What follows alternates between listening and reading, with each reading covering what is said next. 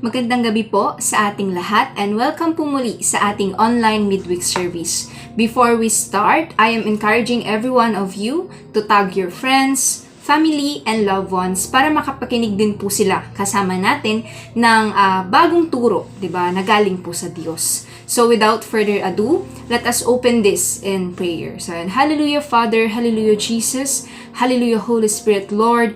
We are asking for your presence, Panginoon, na sumama sa amin sa gabing ito habang pinag-aaralan namin ang inyong salita. Panginoon, anuman po ang nais ninyo na matutunan namin at matanggap namin sa gabing ito, Lord, buksan po ninyo ang aming puso at isipan nang sa ganun ay makuha po namin ito ng buo, Panginoon. Lord, whatever you want to tell us, Panginoon, sabihin po ninyo sa amin sa pamamagitan ng turong ito. Nang sa ganun, Panginoon, kami ay mabago at ma-experience po namin kayo in a different level, Panginoon. Lord, kayo na po ang siyang bahala, ang siyang patuloy na maitaas at ang patuloy na makita at makilala sa gawain ito. Sa pangalan ni Jesus, Amen. So ayun, magandang gabi po muli sa ating lahat. At sa mga first time po manood ng ating midweek service, welcome po sa GOL online midweek service. So ang title po ng pag-aaralan natin sa gabing ito ay pinamagatan ko pong Hopeful Surrender. So ang title po ng pag-aaralan natin sa gabing ito ay Hopeful Surrender. So, bago po nating pag-aralan kung ano nga ba yung mga nadiskubre ko regarding this topic, di ba? Tayo po muna ay pumunta sa background kung paano ko ba siya napiling aralin. So, this past few weeks, there are questions on my mind that been lingering. So, may mga tanong po sa utak ko na parang bigla po siyang pumasok, 'di ba? Parang ano lang siya, parang na-curious ako kung ano bang sagot sa tanong na ito. At para ma-curious din po kayo at sabay po tayong matuto sa gabing ito, 'di ba? Pag-aralan po natin kung ano po yung background ng topic natin. So, there are two questions here na na-encounter ko nung pinag-aaralan ko itong topic na ito. So, ang question po na ito, number 1, sabi niya, can we still hope when we've truly surrendered? Diba? Kaya pa daw po ba nating umasa? Diba? Kaya pa po ba nating manampalataya? Okay pa ba na umasa kang mangyayari yung hope mo kung totoong nag-surrender ka? At ito po yung pangalawang tanong. And did we truly surrender if we are still hoping? Diba? Nag-surrender ka ba talaga kung nag-hope ka pa rin na mangyayari itong bagay na ito? Diba? So kung iisipin natin, ang hope at surrender po kasi ay parang contradicting, 'di ba? Sa prinsipyo nila, 'di ba? Sa kahit sa ating pananampalataya, logically speaking, 'di ba? Parang parang contradicting sila sa isa't isa, 'di ba? Kaya po yun po yung tanong ko this past few days, 'di ba? Pwede kayang magsama ang hope at surrender, 'di ba? Pwede kaya silang pagsabayin at the same time. So ayan po ang pag-aaralan natin sa gabing ito. So before we start, let us remember that hope and surrender are both act of faith. 'Di ba? Ang hope po, ang pag-asa, ang pagkakaroon ng expectation sa Lord, ang pagkakaroon ng faith at pananampalataya sa Lord, 'di ba? Which is founded sa ating hope ay pananampalataya, 'di ba? Act of faith. At ganun din po ang surrender, 'di ba? When we give, we submit whatever we have in mind to God, 'di ba? Whatever na kailangan nating gawin na sana ay kaya nating solusyonan, 'di ba? If we surrender it to God, that is also an act of faith, 'di ba? So tatandaan po natin na ang hope at ang surrender ay pareho na act of faith. Magkaiba lang po yung prinsipyo nila, magkaiba lang po sila ng paraan, 'di ba, ng pag-show at pagpo-prove ng ating pananampalataya sa Diyos. Para mas maintindihan po natin kung ano ba ang pagkakaiba ng hope at surrender, let us study their biblical meaning. So, ang biblical meaning po ng hope is a confident expectation that is grounded in God's character and promises. Diba? Kung makikita po natin yung naka-bold dyan na letter, which is the naka-bold na word, which is grounded, diba? Ang tao daw po na merong pananampalataya, merong hope, merong expectation sa Lord, sila daw po ay grounded. Kumbaga, ito daw po yung mga tao na kahit anong sabihin mo, kahit anong gawin mo sa kanila, kahit anong makita nila, dahil they have hope, dahil meron silang pag-asa, 'di ba? Hindi mo daw sila mayayanig. Hindi mo sila mauuga kasi grounded sila sa kung anong alam nila na character at pangako ng Diyos. 'Di ba? Ito din daw po ay a firm conviction that God will fulfill what He has proclaimed. 'Di ba? Ang ibig sabihin po ng hope, meron kang matatag na conviction, 'di ba? Na kung ano man yung sinabi ng Diyos, gagawin niya. 'Di ba? So sa madaling sabi, ang hope po ay ang belief natin, 'di ba? Ito po yung kahit na anong mangyari, kahit na anong makita natin, 'di ba? We believe that God will do what He has said, 'di ba? Alam ko po hindi na po bago sa atin ang salitang hope. At madalas ito po ang nagiging rason kung bakit madami sa atin ay nasa pananampalataya pa rin, 'di ba? Kahit na may mga nakikita tayong hindi maganda, kahit may mga na-experience tayo na hindi pabor sa atin, because we have hope in God, 'di ba? Because we have hope that things will come to pass, 'di ba? Because we have hope that whatever we are experiencing are just a process, is just a process, 'di ba? Hindi po tayo mayayanig. So, yun po ang ibig sabihin ng hope. Pangalawa naman po, ano po ang ibig sabihin ng surrender?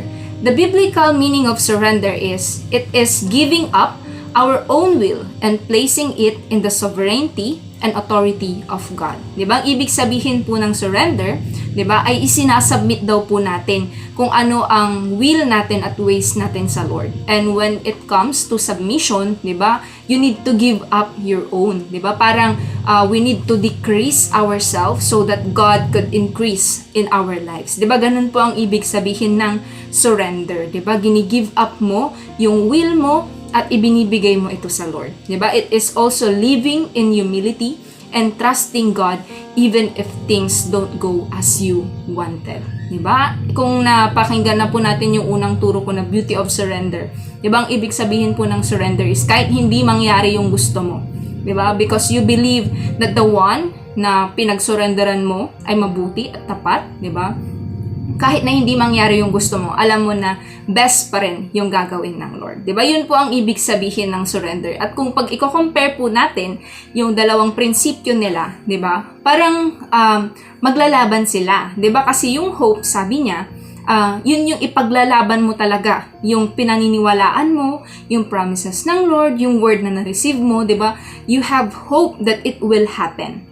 Pero yung surrender naman, ang ibig sabihin po niya is you are trying to give up your wills, your ways, 'di ba? Na kahit hindi mangyari yung inaasahan mo, you are surrendered to God, 'di ba? So, kung ngayon pa lang na-realize na natin ang kaibahan ng hope and surrender, 'di ba? Mas maiintindihan pa po natin sila sa ating mga mas malalim pa na subtopics sa gabing ito. So, ayun po, 'di ba? Magkaiba po sila ng prinsipyo, pero gaya po ng sabi ko, they are related. They are connected to each other. At yun po yung nadiscover ko while studying Hopeful Surrender. So actually, meron lang po tayong dalawang pag-aaralan sa gabing ito, 'di ba? Para mas maintindihan natin na kahit ang hope at surrender ay parang magkaiba ng prinsipyo, 'di ba? Pero pag pinagsama sila, we can experience something greater from God, 'di ba? We can experience something excellent, 'di ba? Something big from the Lord, 'di ba? So, ngayon po pag-aaralan natin how are they related to each other. Paano nga bang ang hope at ang surrender ay kailangang magkasama, 'di ba? Bakit nga ba required na magkasama itong dalawang ito? So, number 1, sabi dito, hope without surrender leads to manipulation, 'di ba? Sabi dito, hope without surrender leads to manipulation. Sabi dito, clinging too tightly to a desired result makes us forsake God's way to follow our own. 'Di ba? Kaya pala kailangan magkasama ang hope at surrender kasi delikado, 'di ba? Na kapag hope lang yung pinanghahawakan natin, 'di ba? It can lead to manipulation, 'di ba? Baka ang mangyari dahil meron tayong gustong mangyari, meron tayong natanggap na word sa Lord, meron tayong natanggap na promise sa Lord, 'di ba? We cling too tightly, 'di ba? Masyado nang sarado yung kamay kamay natin na hindi na natin maibukas yung palad natin para sa ibibigay ng Diyos. At yun po yung downside kapag hope lang ang meron ka. Kasi 'di ba kung hope lang, gaya nga ng sabi ko, grounded ka kasi doon eh, 'di ba? Yung you have a firm conviction na yun yung gagawin ng Lord. 'Di ba? Dahil yun nga yung alam mo na gagawin ng Lord para sa iyo, 'di ba? Kapag may mga bagay na hindi nag-go as plan, 'di ba? Feeling mo parang hindi naman nangyayari, 'di ba? Na align doon sa pangako ng Diyos, 'di ba? Sometimes you do your own ways. You do your own will, 'di ba? You do your own methods, 'di ba? Para yung promise, yung word na na-receive mo sa Lord ay mag-manifest, 'di ba? Kaya po, gaya po ng sabi dito, 'di ba? Hope without surrender leads to manipulation. Madami po tayong mga kapatid, 'di ba? Kahit po sa atin sometimes, aminin man natin or hindi, 'di ba? There are things that we hope from the Lord, 'di ba? May mga inaasahan po tayo sa Lord, may mga na-receive po tayo na word, 'di ba? Na alam naman natin na galing sa Diyos, 'di ba? Naniniwala naman tayo na hindi sinungaling ang Diyos when He give us His word, 'di ba? He will surely fulfill it. Pero madalas, dahil po tayo ay masyadong nakafocus lang sa hope na meron tayo, 'di ba? Hindi tayo nagsusurrender sa Lord. Ang nangyayari, 'di ba?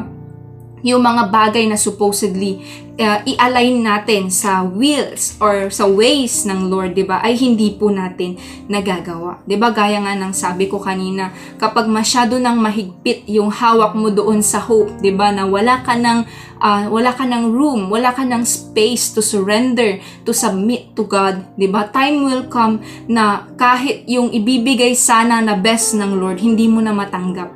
Kasi 'di ba nakasara na po yung mga kamay natin. That is why we need to be careful, 'di ba? Hindi lang man po dapat hope ang meron tayo, 'di ba? Sabi nga dito, clinging too tightly to a desired result can lead to anxiety and worse, loss of path. 'Di ba? Madami po sa atin ngayon na may mga pinaniniwalaan na na-receive nila sa Lord, pero dahil wala silang pagsasubmit, walang submission sa Lord, 'di ba? Ang nangyayari is nagkakaroon sila ng anxiety, burnout, 'di ba? Parang minsan yung iba sinisisipan nila ang Lord na, Lord, akala ko ba ipinangako mo ito? Lord, akala ko ba ibinigay mo tong word na to? Pero bakit walang nangyayari? Ginawa ko na yung ganito, ganyan, ganyan. Pero wala pa rin pong manifestation, 'di ba? Kaya po ang madalas na worst scenario na nangyayari sa kanila is nawawala sila ng landas. Sabi dito, people who only hope but don't surrender often lost their path and miss their blessings. Diba? They often say to themselves, naniniwala ako na ibibigay sa akin ito ng Lord. They hold on too tightly to their desires but don't submit to God's way and plan. As a result, their hands get too numb to receive what God is actually giving. 'Di ba? Kaya mag-ingat po tayo mga kapatid. Alam ko po na ang hope po ay galing sa Diyos, 'di ba? Kung meron nga po yung verse that yung sabi niya that there are three things na hindi masishaken, hindi mawawala, that is love, faith, and hope, 'di ba? Kasama po ang hope doon. Pero kailangan po nating tandaan na ang hope po kailangan meron siyang surrender. So para mas maintindihan natin, sabi din dito sa Proverbs 3:5, sabi niya dito, trust in the Lord with all your heart and lean not on your own understanding. Diba? I know that you have hope. I know that God gave it to you. But lean not on your own understanding. Hindi ikaw ang gagawa ng paraan para maisakatuparan kung ano man ang ipinangako ng Lord. Diba? What you need to do is to hope with surrender. Diba? Kailangan mong manampalataya, kailangan mong mag-expect sa Lord, pero be teachable enough to surrender to God. Diba? So, meron po tayong Bible character na makikita dito, 'di ba, na siya po ay kahit na meron siyang rason, 'di ba? He has all the reason to hope, to fight for his hope, 'di ba? Ay hindi po siya nayanig, 'di ba? Hindi po pinigilan ng hope niya ang pagsusurrender niya sa Lord. So that character is Joseph. Sabi dito, be like Joseph. Joseph had all the reason to hope. 'Di ba? When God gave him a dream, God also somehow made a promise. 'Di ba? Alam po natin yung sa story ni Joseph. Nung binigyan siya ng Lord ng dream regarding sa kanyang future, 'di ba? That he will reign over his father, his mother, and his brothers, 'di ba? Parang ipinangako ng Lord sa kanya through that dream, through that vision, 'di ba? That God will make him great, 'di ba? Grabing hope ang itinanim ng Lord sa kanya, grabing faith, grabing expectation yung itinanim ng Lord sa buhay ni Joseph. Pero alam niyo po ba? Joseph, he did not allow his hope to get ahead of him. 'Di ba? Hindi po inalaw ni Joseph na kahit napakalaki, napaka-great nung hope na yun, hindi niya inalaw yun na maging rason para manguna siya sa Diyos o na pangunahan niya ang Lord. 'Di ba? Kung aaralin po natin yung story ni Joseph, 'di ba? Nung binigyan po siya ng Lord ng dream that he will reign over his family, 'di ba? Ang pinagdaanan po ni Joseph after nun is tinapon siya sa pit. Benenta siya as a slave, 'di ba? Kaya po siya naging slave sa bahay nila Potiphar, 'di ba? Na-accuse din siya ng asawa ni Potiphar, 'di ba? And he was even thrown to prison. 'Di ba? Ang dami niyang pinagdaanan. Kung meron man lang may excuse para panghawakan yung hope niya na sabihin, Lord, sinabi niyo ito. Lord, ano ito, 'di ba? Si Joseph 'yun. At kung meron mang may kakayahan or merong pinaka-allowable, 'di ba, nagawan ng paraan yung hope niya na matupad is si Joseph. Kasi 'di ba, ang dami na niyang pinagdaanan, yung even sa prison, 'di ba, nung may nakausap siya na cupbearer, 'di ba, na pinagsabihan niya ng dream, 'di ba? Kung si Joseph ay sumusunod lamang siya sa kanyang hope, 'di ba? Kung walang pagsusurrender si Joseph sa Lord, 'di ba? He can do his own way, 'di ba? Baka sabihin niya, pwede bang ipaalala niyo doon sa nakalabas na andito ako sa prison, 'di ba? Na napalabasin din niya ako kasi ako yung rason kung bakit siya nakalabas, 'di ba? Para naman matupad yung hope ko, matupad yung vision sa akin ng Lord that I will be great, that I will be the one who reigns, that I will be the one who will reign over my family. 'Di ba? Kung masyado lang nakafocus si Joseph sa hope na meron siya, 'di ba? He can do his ways, 'di ba? Para matupad ito. Pero si Joseph po, hindi lang po siya nakafocus sa hope niya, 'di ba? Even though he has great hope from God, 'di ba? Even though meron siyang malaking expectation sa Lord, hindi niya hinayaan 'yun, 'di ba, na maging hindrance para hindi siya mag-surrender, 'di ba? Sabi nga niya sa Genesis 45:8, sabi niya nung nangyari at natapos na ang lahat, sabi niya, "So then it was not you who sent me here, but God. He made me father to Pharaoh, lord of his entire household, and ruler of all Egypt." Diba? Makikita mo na surrendered talaga siya kasi ang minamagnify niya ay ang kilos ng Lord. Ang minamagnify niya, ang itinataas niya na gumawa at nag-fulfill ng lahat ng yun ay ang Diyos. Because Joseph submitted to the ways of God. Diba? Kaya din niyang itaas ang Lord sa mga panahong iyon kasi alam niya na hindi niya sinunod ang kanyang sariling gusto, bagkus ang gusto ng Lord. So, yun po yung first na topic or first subtopic natin sa hopeful surrender, 'di ba? Dapat we should not hope, 'di ba, na walang surrender. We should hope with surrender to God, 'di ba? So, pangalawa naman po na discover ko, 'di ba, sa connection ng hope and surrender. Sabi dito sa pangalawa, surrender without hope is resignation. Diba? Surrender without hope is resignation. Kanina, yung pinag-aralan natin, hope without surrender. Ngayon naman ang pag-aaralan natin, surrender without hope. Diba? So, sabi dito na ang mga tao daw po na nagsusurrender lang sa Lord, pero hindi nagho-hope, 'di ba? Walang pinanghahawakang salita, walang pinanghahawakang pangako, are simply resigning from their authority. 'Di ba? Sabi dito, giving up without holding onto hope is accepting defeat. 'Di ba? Nakakatakot din ito na ang tao daw po pala na nag-give up lang, 'di ba? Yung term na give up, 'di ba? Term na surrender. Pero actually, giving all away, 'di ba? Parang forsaking all things, his faith, his purpose, 'di ba? His calling, kung ano man yung words na binigay ng Lord, 'di ba? Minamas sa salitang surrender, but actually it's giving up. 'Di ba? Alam niyo po ba na ang mga tao po na nag-give up, nagsusurrender without hope are actually accepting defeat. 'Di ba? Parang mo na lang sinabi na magsusurrender na ako kasi wala namang mangyayari. Magsusurrender na lang ako kasi talo naman na ako, 'di ba? Magsusurrender na lang ako kasi parang wala namang gagawin ang Lord. Magsusurrender na lang ako kasi parang namang walang patutunguhan 'to. Diba? Yung mga taong ganun mag-isip, they are accepting defeat. At ito pa, sabi dito, anyone who gives up without clinging to the power of hope gives up the authority and power of faith. Diba? Ang mga tao daw po na nag-give up kaagad, 'di ba? Na hindi na nagkakaroon ng hope sa Lord, yung mga nag-give up lang, nagsusurrender lang pero wala nang pinanghahawakang salita. Ito daw po yung mga tao na hindi na po mararanasan or tinatanggal na nila yung ability or yung opportunity na maranasan ang authority and power of faith. And mind you mga kapatid, ang faith po founded yan sa hope. 'Di ba? Kung wala kang hope, kung wala kang pinanghahawakan, kung wala kang pinaniniwalaan, kung wala kang inaasahan sa Lord, it would be impossible to have faith. Kasi saan ka mananampalataya kung wala kang inaasahan, 'di ba? Saan ka magkakaroon ng faith, 'di ba? Saan ka maniniwala kung in the first place you don't have hope? Kaya po, 'di ba, yung mga tao po na nag-give up without clinging to the power of hope gives up the authority and power of faith.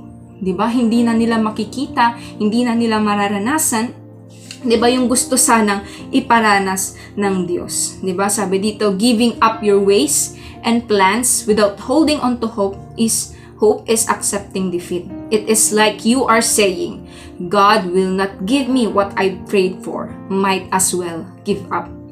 People who think like this waste the opportunity of experiencing the benefits of believing. Diba? Alam niyo po ba, sa ating bilang Kristiyano, sa ating buhay Kristiyano, ang pinaka magandang experience natin ay maranasan yung mga pinaniniwalaan natin, ay maranasan yung mga faith, yung mga hope na meron tayo.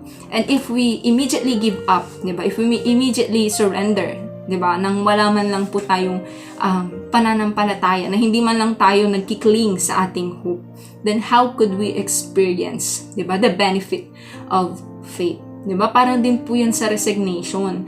Diba? Kahit ang ganda-ganda ng benefits ng company nyo, diba? Kahit ang taas ng sahod pag may promotion, kahit meron pa lahat yan na hazard pay, clothing allowance, meal allowance, kahit napakadami-daming ibibigay ng company na yan.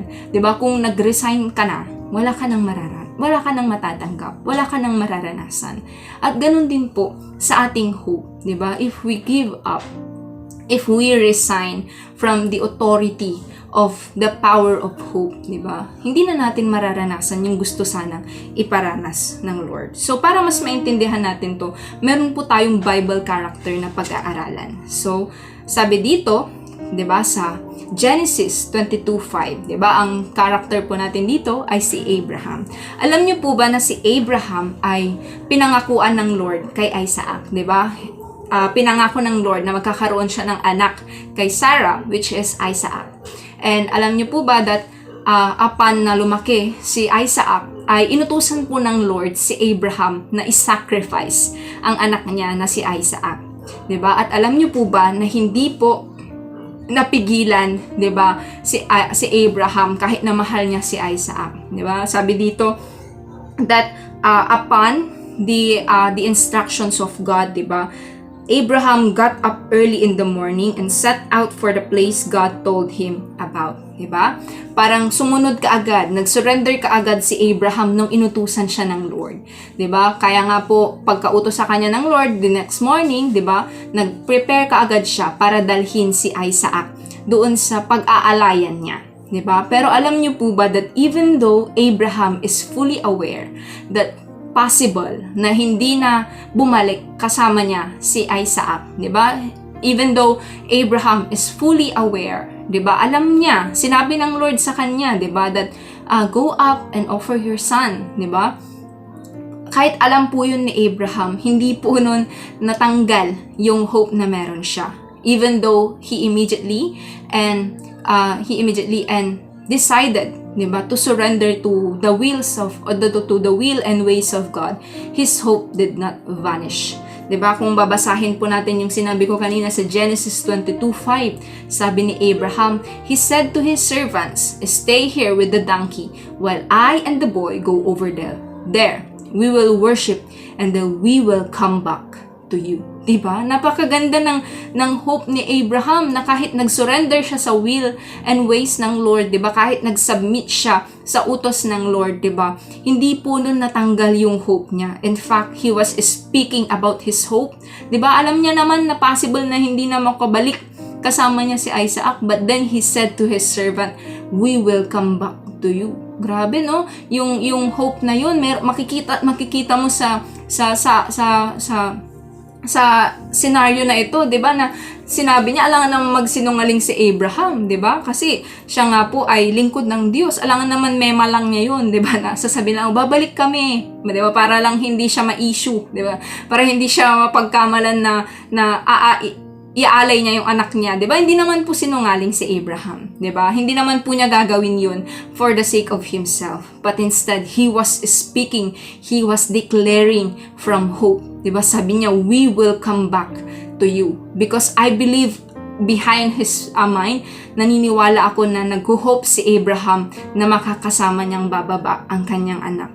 'Di ba? Even in Genesis 22:8, nung nagtanong si Isaac kung nasaan yung iaalay nila na lamb, 'di ba? Sabi ni Abraham sa kanyang anak, "God himself will provide the lamb for the burnt offering, my son." And the two of them went together. 'Di ba? Napakaganda po na kapag tayo po ay nagsusurrender, 'di ba? Hindi po natin fino-forsake ang ating hope. Kasi alam niyo po ba that when we surrender with hope, 'di ba? Ang mangyayari is Romans 5:5, 'di ba? Hope does not disappoint, 'di ba? Those people who choose to surrender with hope, 'di ba? Hindi po sila magkakaroon ng panghihinayang, 'di ba? Hindi po sila malulugi sa dulo because malinaw na sinabi sa Romans 5:5, hope does not disappoint, 'di ba? Kaya po wag po nating hayaan, 'di ba, na mawala po tayo sa Lord, 'di ba? Na mawala po yung hope natin habang nagsusurrender tayo sa Lord. Sabi nga dito, be like Abraham, his surrender did not stop him to hope. And his hope, 'di ba, did not stop him to surrender. Instead, it was his surrender that leads him to hope. And it was his hope that allowed him to surrender. 'Di ba? Kung makikita po natin itong part na ito ng ating topic, 'di ba? Masasama rin na actually kung ano yung gusto kong ipunto, 'di ba? Na ang hope at surrender kailangan magkasama talaga 'yan, 'di ba? They act together, 'di ba? They go hand in hand, 'di ba? They are a perfect combo, perfect match, 'di ba? Na mas nagpapatatag ng pananampalataya natin. So I hope that we don't only hope, 'di ba? But also surrender. And that we don't only surrender but also hope, 'di ba? Wag po nating i-forsake ang isa, 'di ba? Hindi pwedeng nagho-hope ka lang pero hindi ka nagsusurrender.